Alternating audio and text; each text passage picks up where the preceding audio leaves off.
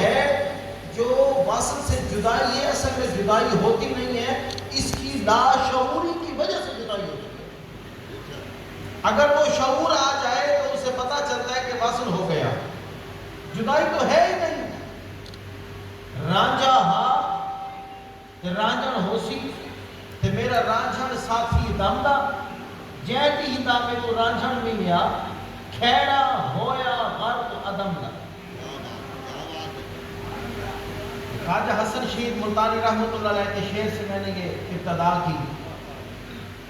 اسی طرح حضرت امیر خسرو فرماتے ہیں، گھڑی گھڑی گھڑیال بجاوے رین وصل دی پیا گھٹاوے، میرے دل دی بات جو مانے ہتھو چا سٹا گھڑیال نہیں، میرا پیا گھر آیا۔ تو انہوں نے بھی یہی کہا کہ وصل تو ہے مگر چاہتا ہوں کہ یہ گھڑیاں رک جائیں، یہ جو گھڑی کی ٹک ٹک چل رہی ہے یہ گھٹا رہی ہے، تو یہ جب گھٹ جائے گا تو پھر یہ وصل ختم ہو جائے گا۔ تو انہوں نے کہا کہ میں چاہتا ہوں کہ کسی طرح یہ گھڑیال اٹھا کے پھینک دو، یہ وقت تھم جائے، جو وصل ہے جو وصل ہی چلتا رہے۔ تو کسی شاعر نے کہا نا کہ یا رب شب وصال کو اتنا دراز کر، یا رب شب وصال کو اتنا دراز کر کہ تا حشر مسجدوں میں اذان سحر نہ ہو، کہ شب وصل اتنی دراز ہو کہ حشر تک اذانیں نہ ہوں۔ کیوں؟ ارے جس کے لیے اذانیں دی جاتی تھی جب وہ مل گیا تو اب کہتا ساری رات ہو گئی۔ جس ہستی کے لیے آیا تھا، جس ہستی کے لیے عبادتیں کرتا تھا، جب وہ مل گیا تو اب وہ چاہتا ہے یہ ختم نہ ہو، بس تا حشر مسجدوں میں اذان سحر نہ ہو۔ اور اسی لیے اب جو اس تک پہنچے، اب اس سے پہلی بات یہی تھی کہ وصل تو اس کو نصیب تھا، لیکن وصل سے پہلے ایک جدائی ہے، وہ جدائی شعور کی جدائی ہے۔ جب شعور نہیں تھا اس سے جدا تھا، اور جب وہ شعور اس کو ملا پھر کیا ہوا کہ وصل ایسا نصیب ہوا، ایسا نصیب ہوا کہ اس وصل میں جب اتنا گم ہوا تو خواجہ حسن شہید ملتانی کہتے ہیں چون قرب و بود، ایک ہوتا ہے قرب جسے ہم وصل کہہ رہے ہیں، ایک ہوتا ہے بود جسے ہم دوری کہتے ہیں۔ قرب ملنا، بود کہتے ہیں جدائی ہونا، دور ہونا۔ اب وہ کہتے ہیں چون قرب بود زیر راہ عشقت برابر است۔ وہ کہتے ہیں کہ جو قرب اور بود دونوں عشق کی راہ میں برابر ہیں۔ غمگین نیم سے ہجر ناشاد از وصال تو، تیرے ہجر سے میں غمگین نہیں ہوتا، تیرے ملنے سے کچھ نہیں ہوتا۔ اب بندہ سوچے کہ یہ تو پوری کائنات اس میں چلتی ہے کہ جب مل جاتا ہے تو خوشی ہوتی ہے، جب جدا ہوتا ہے تو غم ہوتا ہے، مگر خواجہ حسن شہید ملتانی کہتے ہیں ارے یہ تو بات ٹھیک ہے، جب ملا خوشی ہوئی، جب جدا ہوا غم میں مبتلا ہوا۔ کہتے ہیں نہ مجھے خوشی اور نہ ہی میں غم میں مبتلا ہوتا ہوں۔ کیوں؟ کہتے ہیں جب میرا قرب ہوا تو اس قرب کے بعد میں یکتا ہوا، جب یکتا ہوا دیکھا کہ میرے سوا تو تھا کچھ نہیں، کس سے جدائی اور کس سے ملا؟ اس جدائی اور ملا کی جو دوری تھی وہ ایسی مٹی کہ نہ وہاں جدائی رہی نہ ملا تھا، لیکن تب رہا جب وصل بڑھ گیا۔ جب تک وصل نہیں بڑھتا تب تک اس کا وہ شعور وہاں تک پہنچتا نہیں۔ اور اسی لیے میں نے چند آیات پڑھی جس میں نے کہا کہ اللہ تعالیٰ نے دعا کا طریقہ بتایا قرآن مجید میں۔ ہے دعا رب کی بارگاہ میں، مانگنا بھی اس سے ہے، طریقہ بھی وہ خود فرما رہا ہے۔ ربنا فاغفر لنا ذنوبنا، اے میرے رب میرے گناہ معاف کرنا۔ ربنا فاغفر لنا ذنوبنا وکفر عنا سیئاتنا، اور جو برائیاں ہیں مجھ سے دور کر، گناہ معاف فرما، برائیاں دور فرما۔ اب یہاں ہم نے سوچا کہ گناہ کی بھی بات آ گئی، برائی کی بھی بات آ گئی۔ ہم نے پہلے تو یہ سمجھا تھا کہ ایک ہی چیز تھی، ایک چیز نہیں تھی۔ رب نے اس کا فرق بتایا کہ گناہ وہ تھا جب برائی پر عمل کر لیا تو وہ گناہ بنا، تو گناہ کا تعلق ہمیشہ ماضی سے تھا،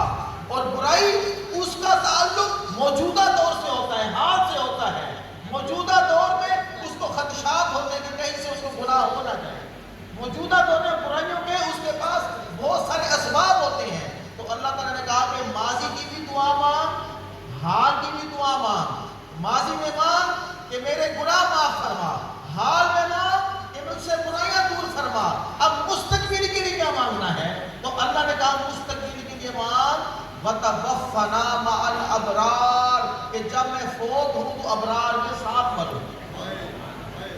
اب لوگوں نے کہا کہ یہاں تو ہم پہ فتوے لگتے ہیں نا کہ کیا لینے جاتے ہیں آپ، ملتا کیا ہے ان کے پاس؟ ارے زندگی میں تو صحبت کی ضرورت ہے، سمجھ آتا ہے کہ ان کی صحبت میں رہے گا، ان کی میت میں رہے گا، خونما صادقین کا حکم ہے، یہ سب زندگی کی باتیں تھیں۔ ارے زندگی ختم ہو رہی تھی، اب تو مرنے کا وقت تھا، وہاں تو صرف امان لے کے جانے تھے، مگر رب نے کہا جب مرنے کا وقت ہے دعا مانگ، مروں گی ان کے ساتھ، ان کے ساتھ، ابرار کے ساتھ۔ ابرار کون ہے، کون سی شخصیات ہیں؟ تو اللہ تعالیٰ نے ان کے بارے میں بتایا ان الابرار لفی نعیم، جس کا مطلب یہ ہے، فرمایا کہ ابرار وہ ہیں جو جنت نعیم میں ہوں گے۔ اب جنت نعیم میں کیا ہوگا؟ آگے پھر اس میں قرآن بتاتا ہے کہ وہاں پر وہ بیٹھ کے شراب و طہورہ پی رہے ہوں گے۔ ابرار شراب و طہورہ پی رہے ہوں گے، اور پلانے والا کون ہوگا؟ وہ ساقی ابرار ہوگا جس کی نسبت سے شب وصل کر رہے ہیں۔ خواجہ حسن شہید کہتے ہیں اے ساقی ابرار با اجازت و نازم در آب نیہاں ساختہ برق تجلا، کہتے ہیں کہ میں نے دیکھا ہے اس تمام ابرار کو جب حضور کی بارگاہ میں پیش ہوئے تو حضور نے ان کو جو وہ مشرب پیش کیا، وہ جو دیکھا میں نے تو اس کے اندر برق تجلا اس کے اندر موجود۔ ابرار پینے والے اور پلانے والا ساقی جس کی شب وصل کر رہے ہیں، اس ساقی کے پاس سب ابرار کٹھے تھے، اور پلانے کے لیے جو ان کو دیا جا رہا تھا جام، اس جام کے اندر برق تجلا تھا۔ تو اب میں یہاں کہتا ہوں کہ رب بھی چاہتا ہے کہ وہ برق تجلا تو بھی پی، اگر تو پینا چاہتا ہے تو دعا مانگ کہ ابرار کے ساتھ ہم تو اس جہان سے، جب اس جہان سے جاؤں تو ابرار کے ساتھ جاؤں، تاکہ مرنے کے بعد جب اس جگہ پہ پہنچوں تو خدا کہ جب بارگاہ میں جاؤں تو وہاں ساقی ابرار سے ملاقات، اس ساقی ابرار سے ملاقات ہو، اور جب ساقی ابرار سے ملے گا تو وہاں کیا ملے گا؟ ارے وہاں تو وہ شراب و طہورہ ملے گی جس کے اندر برق تجلا ہے۔ اب برق تجلا کیا ہے؟ جب اس کو پیے گا تو خدا کا دیدار ہوگا، خدا کا دیدار۔ اس سے ظاہر ہوا کہ پہلے تمہیں قرب چاہیے ابرار کا، ابرار کے قرب سے تم پہنچو گے ساقی ابرار کا، جب ساقی ابرار تک پہنچو گے تو وہاں سے جو تمہیں جام ملے گا اس کو پینے سے پھر ساقی ابرار کے خالق کا دیدار ہوگا۔ تو اس وصل تک پہنچنے کا جو ذریعہ ہے وہ یہی سلاسل ہیں، ان سلاسل کے ذریعے وہاں تک پہنچتا ہے۔ کیوں؟ کہ جب تک ان سلاسل سے وابستہ نہیں ہوتا اس کو وصل نہیں ہوتا، اور جو ان سلاسل سے وابستہ ہوئے اور انہوں نے اپنی زندگی ان سلاسل کے ساتھ گزاری، اور جب آخری وقت آیا تو پھر کیا ہوا؟ اللہ تعالیٰ خود مخاطب ہوا، خود رب مخاطب ہوا ان سے، اور کیا کہا؟ اللہ تعالیٰ نے کہا یا ایتھا النفس المطمئنہ ارجعی الی ربک راضیۃ مرضیہ فادخلی فی عبادی وادخلی جنتی۔ یہ رب فرما رہا ہے ان سے جنہوں نے اپنا وقت ان کے ساتھ گزارا تھا، جن کے نفس پاک ہو چکے تھے، اور جب وہ اس کی بارگاہ میں جانے لگے تو رب خود مخاطب ہوا اور کہا کہ اب واپس اپنے گھر کی طرف، اور جب وہاں پہنچا تو پھر کیا ہوا؟ وہاں پر ساقی ابرار سے ملاقات، اور ساقی ابرار جس ہستی کی ہم شب وصل منا رہے ہیں یہ وہ ہستی ہے جس کے بارے میں خواجہ حسن شہید ملتانی نے کہا ایمان چے بابت، تجھے پتا ہے ایمان کہتے کسے ہیں؟ ایمان چے بابت دولت دیدار محمد، جنت چے بابت، جنت کیا ہے؟ سایہ دیوار محمد، در حضرت ایشان بابت بارے ملک را جبریل نشد واقف اسرار محمد، صد خضر شبت زندہ صد ہمچو مسیحہ از لذت جاں پرور گفتار محمد۔ فارسی کے اشعار تھے، آپ کہتے ہیں کہ صد خضر، صد کہتے ہیں 100 کو، صد خضر شبت زندہ صد ہمچو مسیحہ، کیا کہ مسیحہ 100 زندہ ہوتا ہے اور 100 خضر زندہ ہوتا ہے۔ ارے یہاں تو ایک خضر کی زندگی ابدی زندگی ہے، اور مسیحہ وہ نبی نبی جو مردوں کو زندہ کر دیتا تھا، قم بِإِذْنِ اللَّهِ کہہ کر مردے زندہ کرے. اور یہاں وہ کہتے ہیں جو تیرے نبی کی شان ہے، جس کی شب وصل بنا رہے ہیں، کہتے ہیں وہ ہستی تو وہ ہستی ہے. تو ایسے گفتار فرمائے، صرف لب ہلائے، اس کے لب ہلانے کا فیض یہ ہے کہ لب ہلانے سے 100 خضر اور 100 مسیح زندہ ہو جاتے ہیں. 100 خضر، 100 مسیح زندہ ہو جاتے ہیں صرف ان کے لب ہلانے سے. ارے حضور کی شان کیا ہوگی؟ تو میں یہ محبت سے کہتا ہوتا ہوں کہ اگر کوئی مر جائے اس کو کوئی زندہ کرے، اس کو کہے مسیحا، اس کو کہے مسیحا. اور اگر مسیحا پر موت آ جائے جو اس کو زندہ کرے اس کو محمد کہے. جو مسیحا کو زندہ کر دے اسی کو تو محمد کہتے ہیں. جو مسیحا کو زندہ کر دے. تو محمد کے در سے صرف بقا نہیں ملتی بلکہ محمد کے در سے بقا بانٹنے والے ملتے ہیں. ہم تو یہ سب سوچتے رہے پتہ نہیں بقا ہے یا فنا ہے. ارے اس در پہ جا، وہ تجھے بتائیں گے. ارے بقا فنا تو ایک طرف رہی، اس در سے تو وہ ملتے ہیں جو بقا بانٹتے ہیں. اس در سے وہ ملتے ہیں جو بقا تقسیم کرتے ہیں. جو ان کے قریب ہو گیا ان کو بقا مل گئی، اور جو ان سے دور ہوا ارے وہی تو فنا ہوئے. جو ان کے قریب ہے وہ بقا میں ہے. پھر لوگ کہتے ہیں جی آپ میلاد کرتے ہیں، اتنا عرصہ گزر گیا، صدیاں بیت گئی، آج کیا مناتے ہیں؟ ٹھیک ہے اس دور میں کر لیتے جب آپ تھے ظاہری زندگی میں، آج بھی کرتے ہیں. تو اس کی دلیل تو قرآن نے دے دی. قرآن نے کہا لَقَدْ جَاءَكُمْ رَسُولٌ مِّنْ أَنفُسِكُمْ، جس کا مطلب یہ تھا کہ ایک نبی تمہاری طرف تشریف لایا اور تم میں سے لایا. اب وہ جو تم میں سے لایا یہاں سے صرف اس دور کے لوگ نہیں تھے بلکہ تمام انسانیت میں سے اس کی آمد ہے. جو اس دور میں تھے ان سے بھی آمد، جو اس سے پہلے تھے ان میں سے بھی آمد، اور جو اب کے ہیں ان میں سے بھی آمد، اور جو ابھی آنے ہیں ان میں سے بھی آمد. تو اب جو اس دور میں تھے انہوں نے منا لیا. اب تب ہم نہ تھے، جب ہمیں یہ آیت پتہ چلی کہ تم میں سے بھی آمد ہوئی تو ہم نے اس خوشی کا اظہار آج کیا. اور جو آنے والی نسلیں ہیں جب ان کو پتہ چلا کہ ان کے نفوس میں سے حضور کی آمد، تو آنے والے دور میں بھی انہوں نے وہ والا میلاد منایا. تو حضور کا میلاد تو ہم اسی لیے مناتے ہیں کہ اللہ نے جب فرما دیا کہ ہے تجھ میں سے، آج تیرے پاس رہا ہے، تو اتنا وصل ہے کہ ہے تجھ میں سے. ہم نے آج تک نہیں سوچا. ہم نے کہا کوئی باہر سے آیا فرما دیتا عرشوں سے بھیج رہا ہوں، نہیں، فرمایا آ بھی تیرے پاس رہا ہے، آ بھی تجھ میں سے رہا ہے. من انفسکم، تمہارے نفوس میں سے.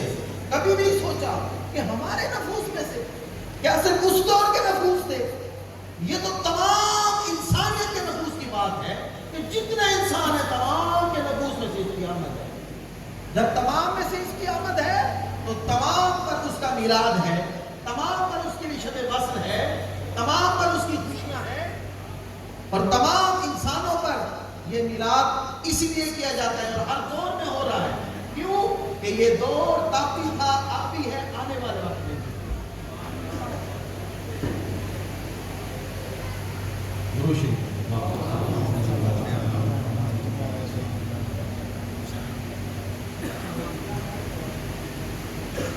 حضور کے دور کی میں بات کر رہا تھا کہ ہمارے نفوس میں سے لَقَدْ جَاءَكُمْ رَسُولٌ مِّنْ أَنفُسِكُمْ عَزِيزٌ عَلَيْهِ مَا عَنِتُّمْ حَرِيصٌ عَلَيْكُمْ بِالْمُؤْمِنِينَ رَءُوفٌ رَحِيمٌ.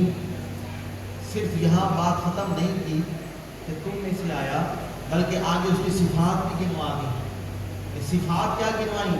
صفات یہ گنوائی کہ آیا تم میں سے، آیا تمہارے پاس، اور ساتھ ہی کہا کہ عزیز ہے. اب کبھی سوچیں کہ عزیز کیا ہوتا ہے؟ عزیز کیا ہوتا ہے؟ اب کوئی کہے کہ جی عزیز دوست کو کہتے ہیں، تو پھر تو حبیب بھی ہے. حبیب بھی دوست ہے، رفیق بھی دوست ہے. نہ یہاں رفیق کا لفظ، نہ یہاں حبیب کا لفظ، اور کہا آ تو رہا ہے مگر عزیز بن کے آ رہا ہے. اب یاد رکھیے گا کہ عزیز صرف وہی ہوتا ہے جو تم میں سے ہو. جو تم میں سے نہیں ہوتا وہ دوست کہلا سکتا ہے، لیکن جو تم میں سے ہوتا ہے وہ ہمیشہ آپ کا عزیز ہوتا ہے. جو تم میں سے ہو، جو باہر کا ہے اس کو آپ عزیز کبھی نہیں کہتے. کہتے ہیں دوست ہے، ساتھی ہے، مگر جو تم میں سے ہے وہ عزیز ہے. یہاں ہمارے نبی کے بارے میں کہہ دیا تم میں سے ہے، عزیز ہے. اب جب عزیز ہے، اب عزیز کیا ہوتا ہے؟ تو اس کی شرح میں لغت میں یہی ملتا ہے کہ عزیز وہ ہوتا ہے جس پر کوئی وزن، کوئی پریشانی جب آپ پر آئے تو وہ عزیز ساتھ آ کر اس کو اٹھاتا ہے، اس وزن، اس پریشانی کو. اب حضور کی شان یہ ہے کہ جب کسی امتی پر کوئی پریشانی آتی تو حضور آپ ساتھ آ کر اس کو اٹھاتے ہیں، اس کی پریشانی دور کرتے ہیں، اس کی پریشانی، اس کی تکلیف دور فرماتے ہیں. کیوں؟ کیونکہ عزیز ہے، باہر کا نہیں ہے، اسی میں سے ہے، اس لیے عزیز ہے. عزیز علیہ ما عنتم حریص، اور ساتھ کہہ دیا کہ تمہارے لیے حریص بن کر آیا، بھلائی کا. عزیز بھی ٹھہرا، حریص بھی ٹھہرا، اور ساتھ کہا حریص علیکم بالرؤف علیکم بالمؤمنین، مومنوں کے لیے رؤوف الرحیم بن گئے. اب رؤوف الرحیم تو ہمیں لوگ کہتے رہے رب کی ذات ہے، بخشنے والی، کرم کرنے والی. اور جب رب سے پوچھا کہ رؤوف الرحیم کون ہے تو رب نے کہا مومنوں کے لیے محمد صلی اللہ علیہ وسلم کی ذات رؤوف الرحیم. رب نے کہا کہ یہی ذات تو ہے رؤوف الرحیم. ہم نے تو یہی سوچا کہ رؤوف الرحیم رب کی ذات، مگر رب نے کہا مومنوں کے لیے یہ ہے، مومنوں کے لیے یہ ہے. اور اسی لیے اس نے فرما دیا کہ جب رؤوف الرحیم یہ ہے تو جا بھی اسی کی طرف. جب کوئی ظلم کر اپنی ذات پہ، اپنے نفس پہ ظلم کر، اب رؤوف الرحیم کے در پہ جا، رؤوف الرحیم کے در پہ جا، اس کے در پہ جا اور اس سے کہہ کہ تیری سفارش کرے. اس کی سفارش کرے گا، اس کے بعد میں تجھے معاف کروں گا. تو یہاں سے یہ ظاہر ہوا کہ جب معافی بھی چاہیے تو وہ اس کے در سے ملتی ہے. اگر کسی نے معافی لینی ہے تو وہ اس حضور کے در سے لے گا. کیوں؟ ارے جس سے آپ زیادتی کرتے ہیں معافی اسی سے مانگنی ہوتی ہے. آپ کسی سے زیادتی کریں اور مسجد میں جا کے بیٹھ جائیں، اللہ تو معاف کر، زیادتی میں اس کا حق کھایا ہوں، اس کا حق کھایا ہوں. کسی کے پیسے دینے تھے، اس کے پیسے واپس نہیں کیے، مسجد میں چلا جائے، یا اللہ اس کے پیسے واپس نہیں کرتا تو معاف کر دے. کسی عالم سے پوچھیں، کسی مذہب فکر سے پوچھیں، وہ کہے گا نہیں معافی نہیں ملتی. بھی معافی کیسے ملے گی؟ بھئی اسی کے پاس جاؤ جس کا حق کھایا، جس سے زیادتی کی ہے، جس کو تکلیف دی ہے، پہلے اس کے پاس جا، اس سے معافی مانگ، وہاں سے معافی مل گئی، پھر اس کے بعد رب سے معافی ہے. بالکل ایسے ہی رب نے جب حبیب کا در دکھایا صرف اس لیے دکھایا کہ رب نے کہا وہ تو تیرا عزیز تھا، تیرے نفوس میں تھا. جب تو نے اپنے نفس پہ ظلم کیا وہ نفس اس طرف لوٹا، وہ ظلم اس کی طرف لوٹا. جب ظلم اس طرف لوٹا تو اب اسی کے در پہ جا جس کو تو نے تکلیف دی ہے. ظلم تو کیا تھا خود پہ.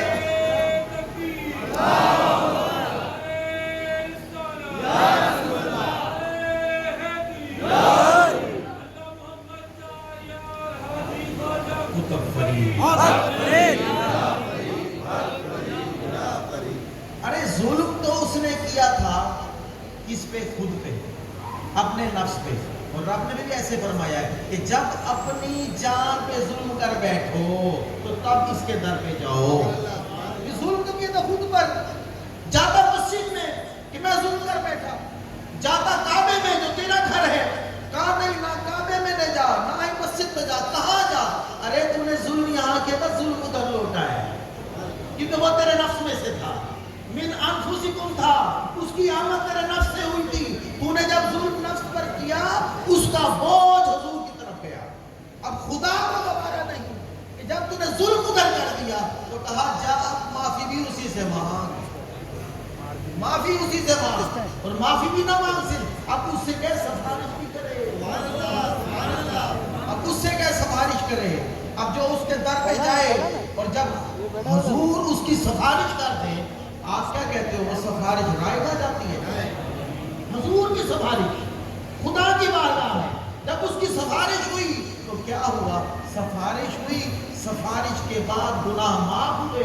جیسے ہی معاف ہوئے وہ مومن بنا. اب جب وہ مومن بنا پھر کیا ہوا؟ مومن بنتے ہی اس نے